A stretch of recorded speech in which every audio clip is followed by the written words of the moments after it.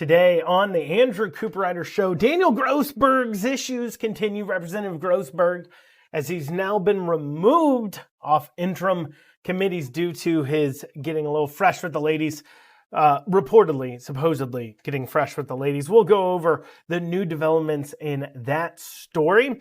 Andy Beshear takes aim at Donald Trump and Elon Musk's X Space. First attacking them over what they said about unions, and then next pretending like somehow he knows how to handle a streaming service where millions of people are listening simultaneously. But putting that to the side, we'll go over everything he had to say there. And then finally, there's a interesting drama going on over at Blue Lick State Park regarding some Indian artifacts. We'll go into that story and the lack of answers that we're getting on why they're seeking to return so many artifacts from the museum there. And by return, we mean give them to Shawnee tribes that live in Oklahoma. We'll go over exactly what's going on there. We'll have all that and more today on the Andrew Cooperrider Show. But before I dig down into it, as always, please make sure you like, comment, share, and subscribe. Make sure you get it out there. Sorry, this is getting out a little late today. The service I use for just putting out my podcast kind of went down a little bit, so I wasn't able to record it until later today. But regardless, we are getting it out there, getting it done so you can hear all these great stories and stay up to date on everything that's going on. So without further ado, let's dig down into... Oh, before I forget, now the Blue Lick State Park story was emailed to me. And if you have something that you think would be of interest, even if it's locally kind of niche, but it's interesting, and you think maybe we'd like to report on it, we have in the past. We've reported on some interesting stories before. A lot of times beating the major news to them. Anybody listens to the show and then watches the news cycle start to pick up on the fact that Andrew Cooperrider talks about some things weeks in advance before your mainstream media even begins to pick up a little bit of the story.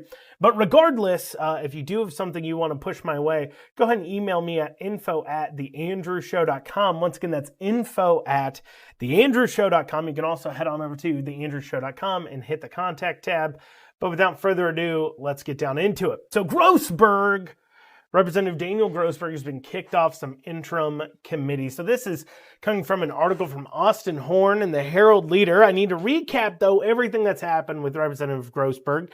For those of you who don't remember, I will put it together for you real quick. So about a week or two ago when we first started talking about Representative Grossberg's problems and accusations, he was under investigation, or is under investigation rather, from LRC, the Legislative Research Commission, who's charged with doing these types of things, for possibly inappropriate sexual misconduct with the ladies. In particular, what he's accused of doing is sending inappropriate messages to lobbyists and other activists, women, and sending them late at night. Some of them involve saying that people look exotic and are very beautiful. One of them reportedly deals with inviting a woman to a lesbian movie night.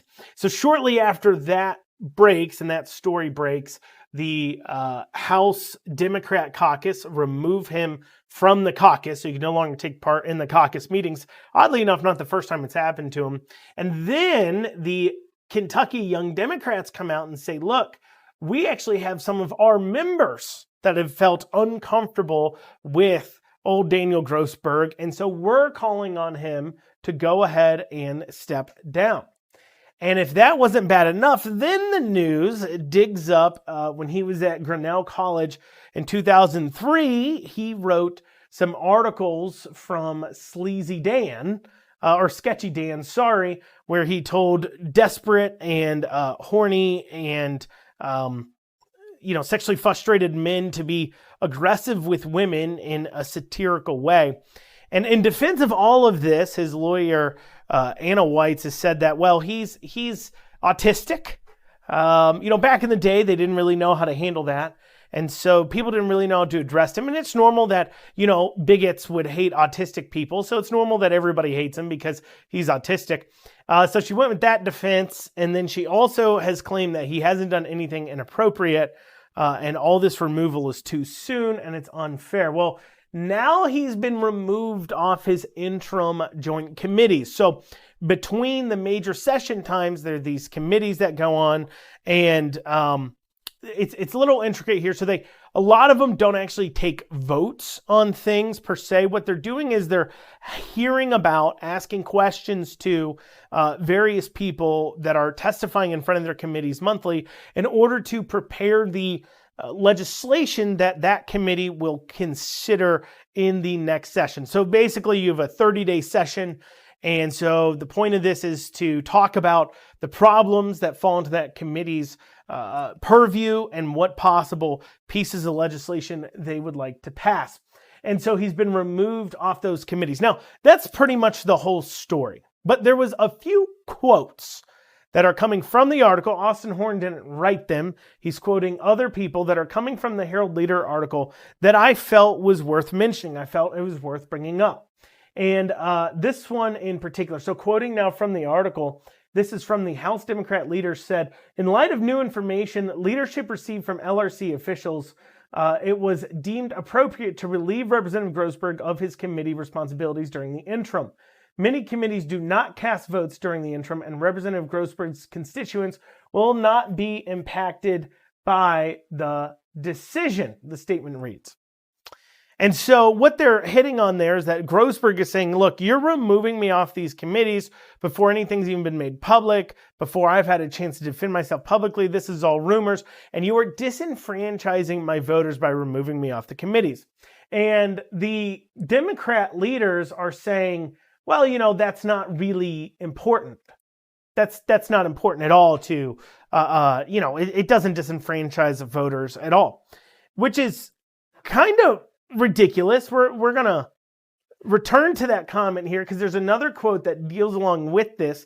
This is now from Anna White's.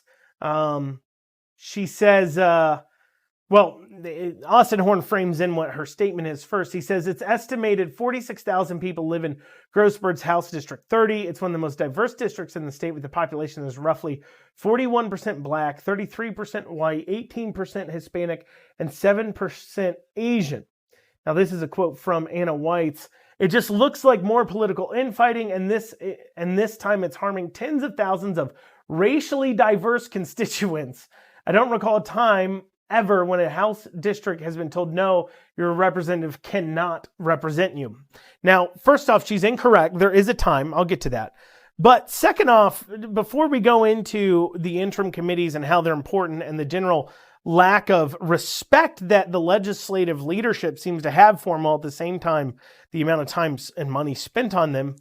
But before we dig into it, there is a comment she made about it's the most diverse district.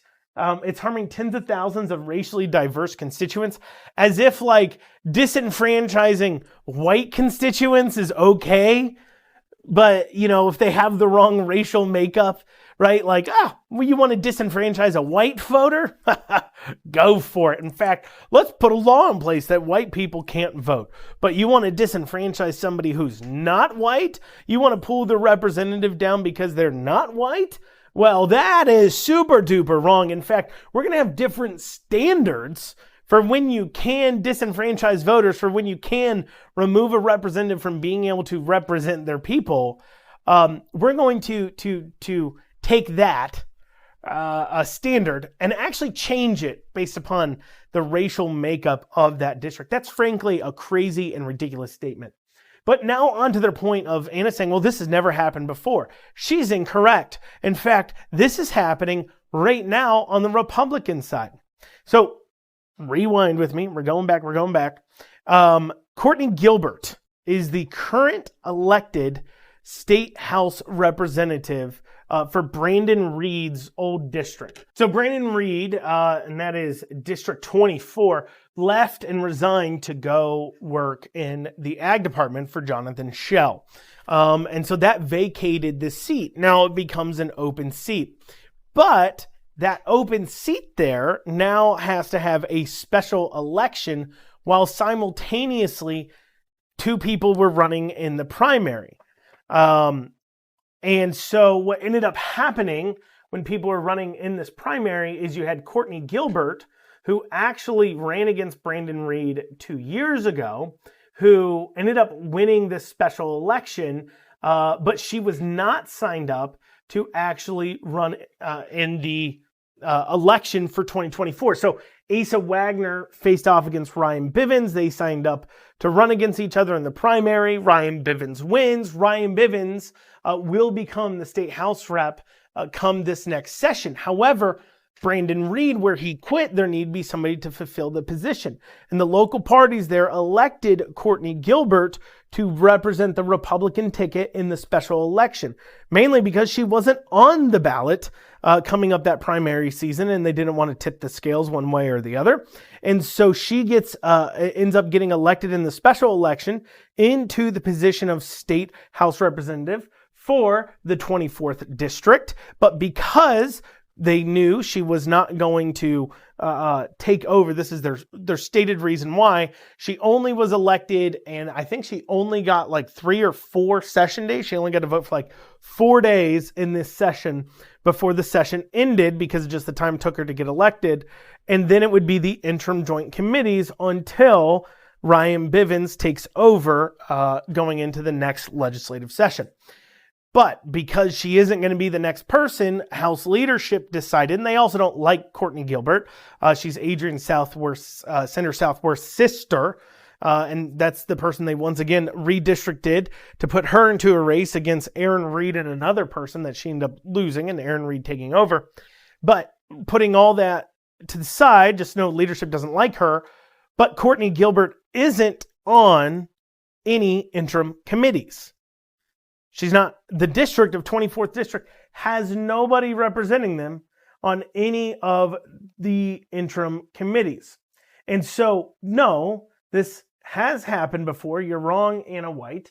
It has happened. It's happening right now to the Republicans on that side of things. And with the statements of the Democrats saying, look, it's not really important. They don't make votes. And with the statements of saying, oh, it's fine to disenfranchise voters off interim committees. They don't need representation there. It leads me to wonder why we even have interim joint committees in the first place. I know the real reason why. They are important. They're important for hearing about the kind of legislation they need to pass to get their ducks in a row before the session starts, and they have limited time. However, they are disenfranchising the voters. That's my point of view. But the point of view of leadership, both in Democrats and Republicans' side, is the interim joint committees don't really matter, which would lead to the question of why are we paying legislators between $3,000 and $4,000 a month in the off season to go to these interim joint committee meetings that don't really matter?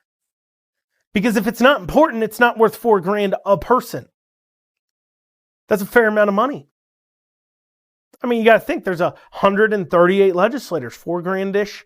$3,000 to $4,000-ish a month. That's a good amount of money. They're spending millions in the interim, not to mention the staff, the work, the security, all those extra work that goes into the meetings. All that wasted, according to them, because it's just not that important. I think they're wrong. They are disenfranchising the voters. I just think it's a ridiculous statement for them to make in general. But moving on there, Beshear recently, during a press conference, demonstrated the fact he's a fundamental misunderstanding of how business operates. And I actually think all Dems do. We're seeing Kamala Harris rolling out her fresh and face economic policy that is really just Joe Biden's economic policy with more communism thrown in. It makes it clear that all Democrats really don't understand what the point of business is and how business works. This is what Elon Musk said on the business side of things. He said, what Elon Musk and Donald Trump always forget is that these are people. When they're talking about businesses saying, oh, if you want to strike, you want to try to unionize, we can't afford it, we're going to just fire you over it, which is technically illegal. And so Beshear was lashing out at him. Says what Elon Musk and Donald Trump always forget is that these are people. If they're talking about firing, striking workers, they're people. They have families fighting for a better life. You can agree or disagree with what they're doing, but talking about taking an action that would harm so many of them is not trying to be a president or CEO for all people. And this is where Democrats have a fundamental misunderstanding of what business is. And this is a hard lesson. And if you went to business school and you have a business degree and you don't know this and you've never heard this before, you need to get a refund because they didn't teach you enough, okay? And I'm saying this as somebody who doesn't have a business degree. I'm just saying this as somebody who's owned a business for now 8-9 years, nearly a decade, a business that's successful enough that neither me or my wife work for other people. We work for ourselves, okay? That's part of the reason why I can do this podcast. I'm saying this as somebody who owns a business that at least is successful enough that I can afford to live a middle-class lifestyle on it, okay? Here you go. A business's number one priority is to make a profit, period. People are important. Your staff are important. I know this. In the industry I work in, my company pays more per hour than any other company in the industry. We're well known within the people in the industry as the company that pays their employees more than anybody else. But our first responsibility is to make a profit. Now, paying employees more may be important to holding on to people, to retention, to make it easier to manage. It makes it easier to get things done, deliver for your customers, yada, yada, yada. But if you don't make a profit, and for those of you sitting there saying, what are you talking about? The most important thing's a profit? Yes, it's a profit, because without a profit, you can't pay employees. You're not a charity. So unless you make a profit, you can't pay the employees. Unless you make a profit, you can't grow your business. Unless you make a profit, you can't employ more people. Unless you make a profit, you can't invest into the future. Your number one responsibility is to make a profit. And there are times, and this is something that Democrats especially don't understand, is that if your entire business model, you may sit there and say, wow, they're making crazy profits. But if you look at something and say, wow, that is a change that they just can't afford, it will destroy the business. It's not a matter of, well, they're just fighting for what's good for them. And I understand from an employee standpoint, you're like, look, I just want to make more money. And this is where there should be an open discussion and being open with your employees on how your business operates can help you. And a lot of times, in my humble opinion, don't take necessarily business advice from me on how to manage people. I'm just telling you this is how we do it. We're pretty open and honest with our staff on what's going on. And it helps with the understanding of where we're at, of course. But the point is that it's not as simple as, oh, we just want to be paid $2-3 more an hour. That's what we're striking over. And so in the process of striking for $2-3 more an hour, you have a few decisions to make as an employee, as an employer, sorry. Your decisions at that point, they're not paying you as little as they can get away with. They're actually, most businesses, especially in a competitive labor market, are paying as much as they can while still be able to deliver a product at a price point that people will purchase it at. That's what they're doing. And so to you, to the worker, it may be like, oh, it's just $2 or $3 more an hour. But one, you have to understand how taxes work and everything else, because to pay you, if you've never wrote a paycheck, this is kind of how it works. For every $4 you're paid, it's about another $1 or $2 that the business actually ends up paying out. So if you're paid $4 more an hour, the actual real cost to the business is between $5 and $6 an hour, because they have to pay additional taxes, at least in Kentucky. They have to pay additional taxes on top of what they're paying you. That's based upon the percentages of how much you make. And then you have to multiply that across all these people, because you have to pay all these people more. And you may be looking at it and saying the only way we could do that is if we raise the price on our product. And if we raise the price on our product, we physically will make less of the widgets, or if that's what they're doing, if they're a factory, let's say, because we're talking about Elon Musk, so that would be cars. We may make less Teslas, because we have to raise the price on Teslas in order to continue to operate and deliver value both to our stockholders and to our bottom line here, because our number one priority, once again, is to make a reasonable profit that we can get away with. So we may have to raise the price of the vehicle to make up the difference, which means people will buy less vehicles. And if people are buying less vehicles, what's that mean? It means less jobs. And so this is something, and this is a really difficult thing when it comes to, and I'm just reflecting now on what Elon Musk and Donald Trump were talking about. You're highly legally limited on what you can say or do or any of those things. And so what ends up happening when you have a strike situation, the employer's in a very difficult position because they can't literally just like sit down people and explain, if I pay you all more money, like you're asking, I give you these benefits, 25% of you will lose your jobs. I'm going to have to make cuts because we're going to have to raise the price on items and people will buy less of the item. And that means there's less jobs. And so 25% of you will lose your job. And that may be a thing where the people striking may turn around and be like, well, I don't want to be in the 25% that loses my job. They may take a bet and say, you know what, we'll accept that. If it's like, okay, you accepted that with knowledge, but instead they're sold lies many a times, especially in auto manufacturing by the unionists. And we know what liars they are. We see how they work on the political scene. I'm not trying to denigrate necessarily all unions or anything else like that. I'm just being honest from my viewpoint. And obviously I'm coming at this as a business owner, putting myself in a mindset of understanding what's going on behind the scenes in a lot of companies.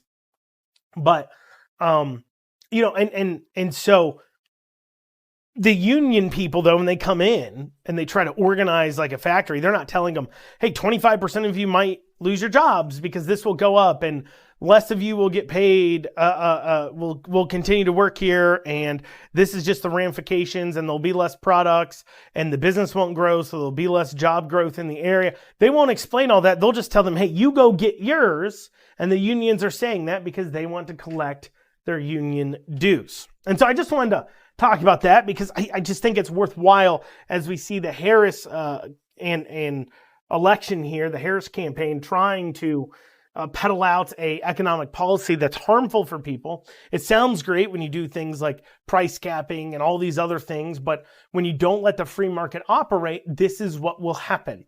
And if you want to allow workers to strike and unionize, this is the thing. This is my viewpoint on letting the free market operate. The way the laws are wrote now, the whole unionizing thing and the way the workers thing works, this isn't the free market. And I think it's actually holding back their ability to be paid more. Because while the workers can unionize and say, well, no, none of us are going to work here anymore unless you pay us XYZ. Well, all the car manufacturers aren't allowed to get together and say, well, we're only going to hire at this pay rate.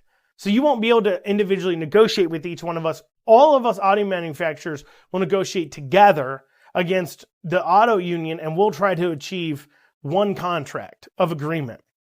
That's not allowed. You know, you're not allowed to band together with other employers to say, you know what, we're not going to pay more because we can't afford it. And so we're just doing it to protect everybody.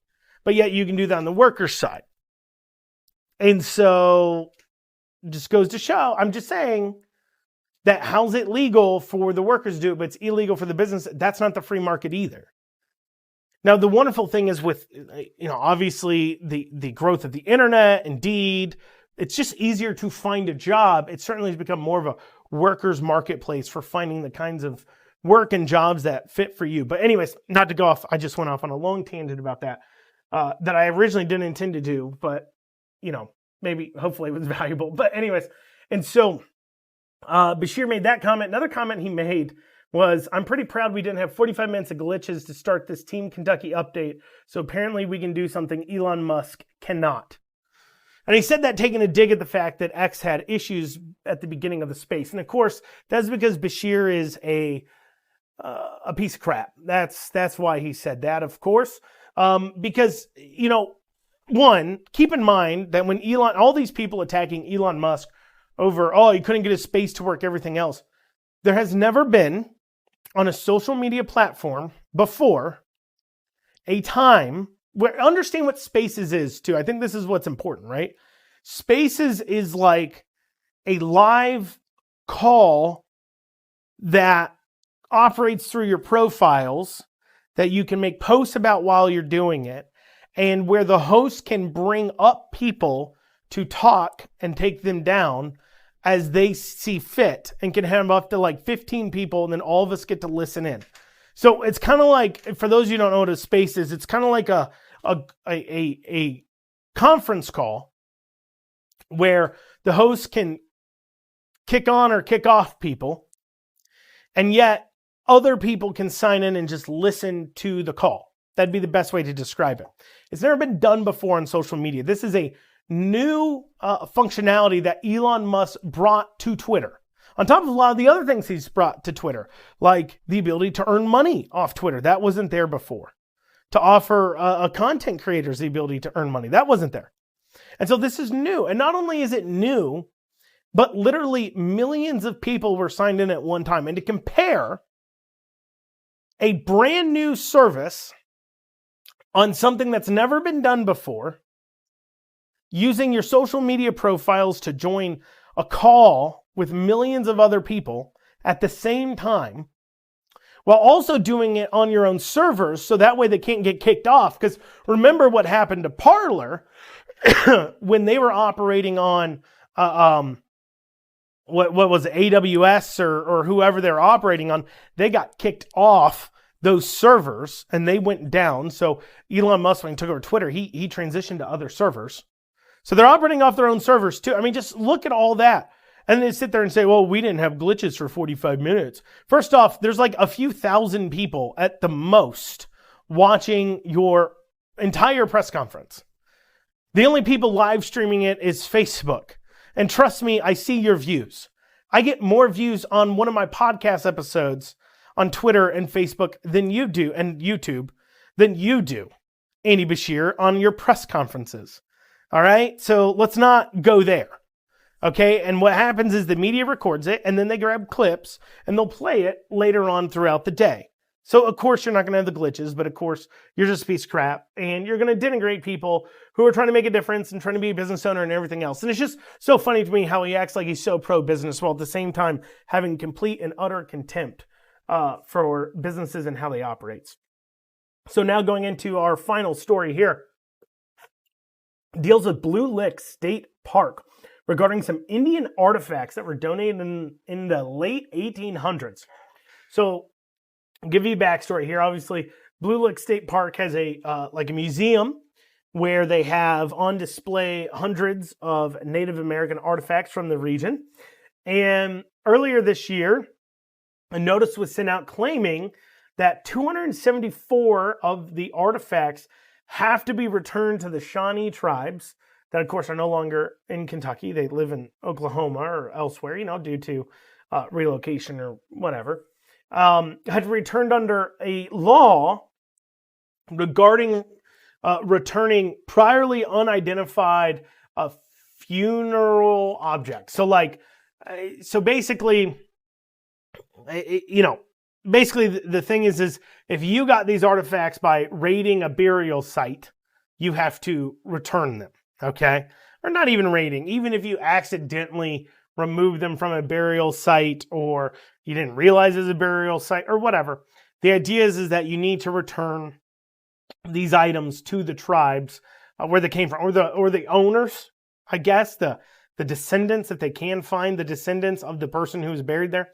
And look, I can see, you all may just completely disagree with it, but I can see there perhaps being an argument here and a difference. I'm not saying I agree with it. I'll go into why I kind of disagree with it at the same time, but I can see that there's a difference between, hey, we just did a burial dig or an archaeological dig and found your ancestors' old trash that they left behind, and hey, we raided a grave, right?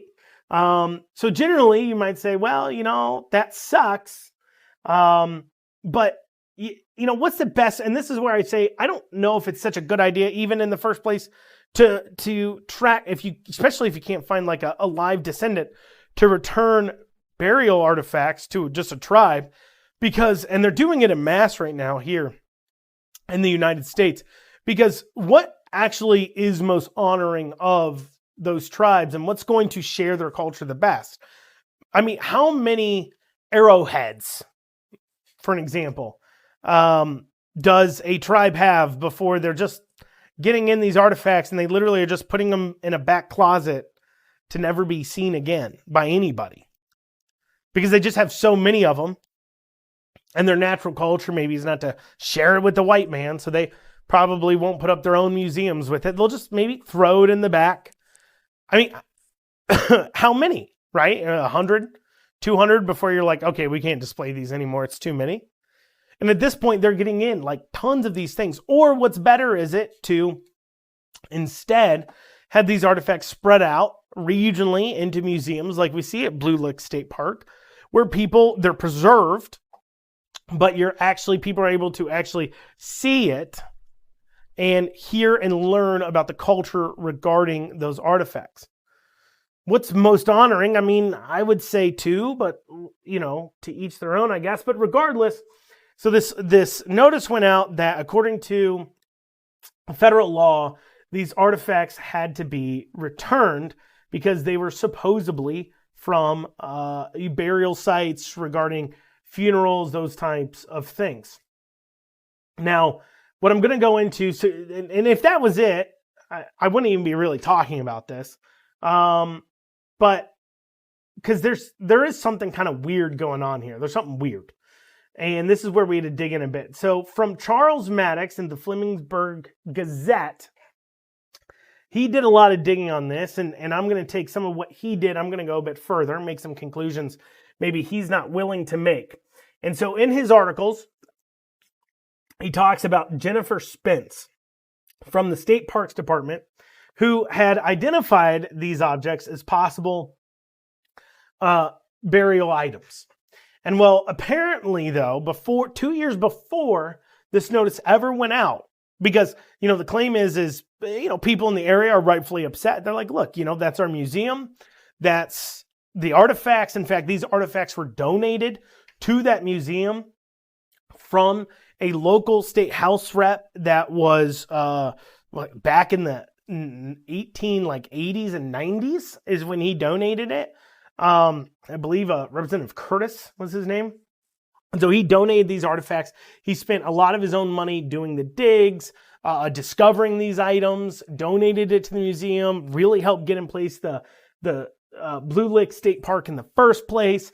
A very important person to the area, and he spent his money getting these items up and then donating them to the museum. So the other hard part here is that, and the ramification here is that if you're going to be the type of person that you're somebody who cares a lot about culture, about history, and you think to yourself, I want to donate these items to museums so other people can enjoy them and see them and they can be preserved, because otherwise they're just sitting like on my shelf somewhere for only me to see.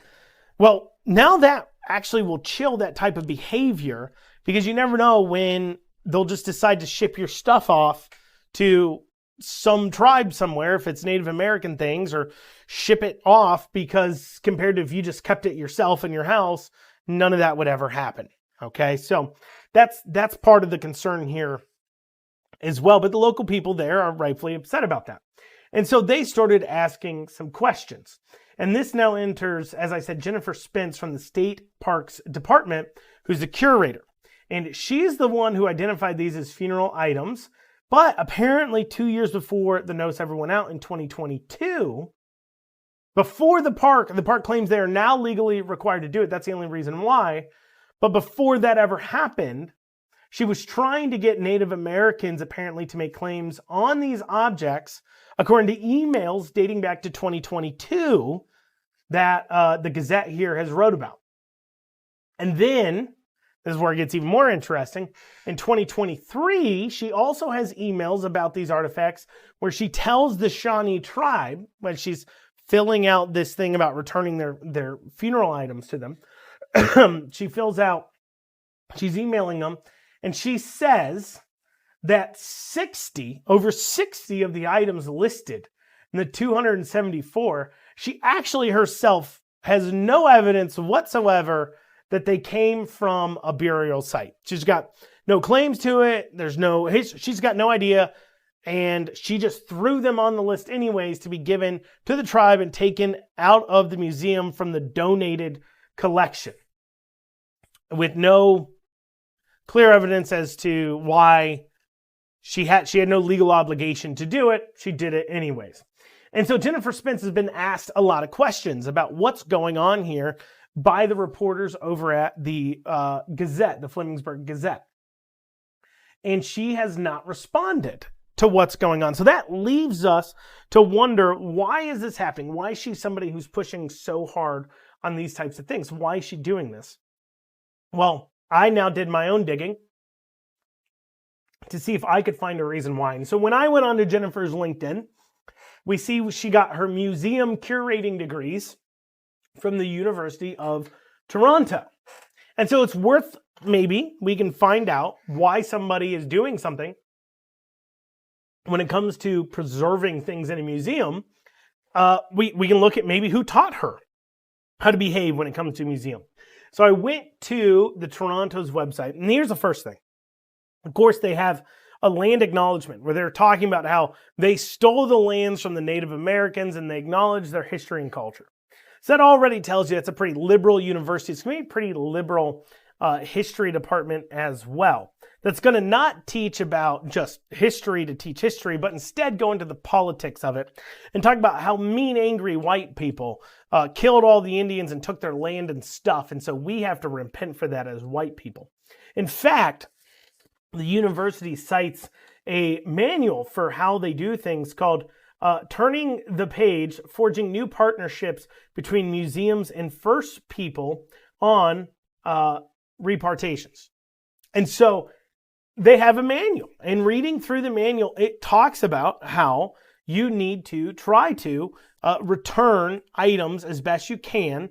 If you do not believe people are enjoying it enough, or if you don't believe you're able to take care of it better than they are, if you don't think it's important, well, you should return it to the tribes where it came from. And so is she, by being so proactive on this item, is she saying that she doesn't think that local people care? Apparently they do. They're raising a pretty big stink. Is this what happens when you have this liberal ideologies of white people are bad soaking into our universities? Now, this is obviously in Toronto, but just in our university system in general, I think it is. Well, y'all, that's what we got time for today on the Andrew Cooperrider Show. We'll be back here on Monday. Hope you have a great weekend. We'll be seeing you.